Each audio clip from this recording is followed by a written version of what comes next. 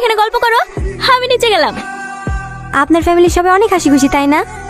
হ্যাঁ, আমি ছোট থেকেই দেখে আসছি আমাদের ফ্যামিলিটা অনেক হাসি খুশি। আব্বা মাকে না নিয়ে খেতেই বসে না। সত্যি আপনার ফ্যামিলিটা অনেক সুন্দর। হ্যাঁ, বলুন কি বলার জন্য রাখলেন? আমাকে আপনার ভালো লাগে? হঠাৎ এই প্রশ্ন? না মানে আমাদের বিয়েটা তো অনেক তাড়াতাড়ি হয়ে যাচ্ছে। আমাকে যদি আপনার পছন্দ না হয় তাহলে আপনি বাড়িতে জানিয়ে দিতে পারেন।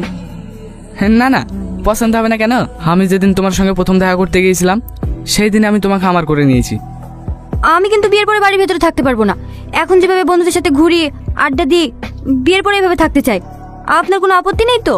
যাকে মন দিয়ে ভালোবাসি তাকে দু চোখ বন্ধ করে বিশ্বাস করা যায়।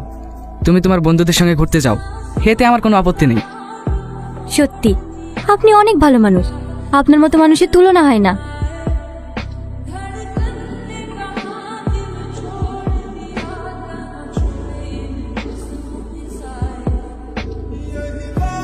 আব্বা, সাথীকে কোথাও খুঁজে পাওয়া যাচ্ছে না। এ কি বলছো বৌমা? খুঁজে পাওয়া যাচ্ছে না মানে? ভালো করে দেখো গা, বাড়িতে কোথাও আছে? না আব্বা, আমি বাড়ির সব জায়গায় তন্ন তন্ন করে খুঁজে দেখেছি, সাথী কোথাও নাই। মা, এটা আন্টি রুমে ছিল। আব্বা, তুমি আমাকে ক্ষমা করে দিও। তোমার পছন্দের ছেলেকে আমি বিয়ে করতে পারবো না। এই বিয়েতে আমার কোনো মত ছিল না, তাই আমি পালিয়ে আসতে বাধ্য হয়েছি।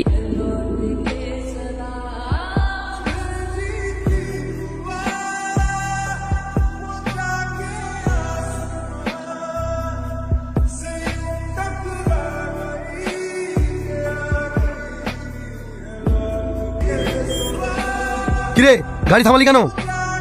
বস, রাস্তার মাঝে কেউ একজন বাইক নিয়ে বসে আছে। এই রাস্তা কি তোর বাপের? চল ফট। এই সূর্য, যা দেখ তো। এই গানে শুনতে পাস না নাকি?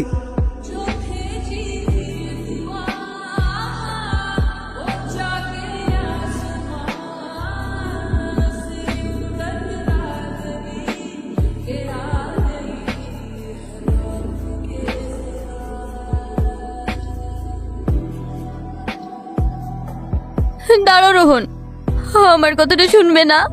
আমি কেন চলে গিয়েছিলাম? আমি জানি তুমি আমাকে অনেক ভালোবাসো। কাউকে ভালোবেসে না পাওয়াটা যে কতটা কঠিন সেটা আমি আজকে বুঝতে পারছি। আমিও একটা ছেলেকে ভালোবাসতাম, কিন্তু আমার সাথে বিশ্বাসঘাতকতা করেছে।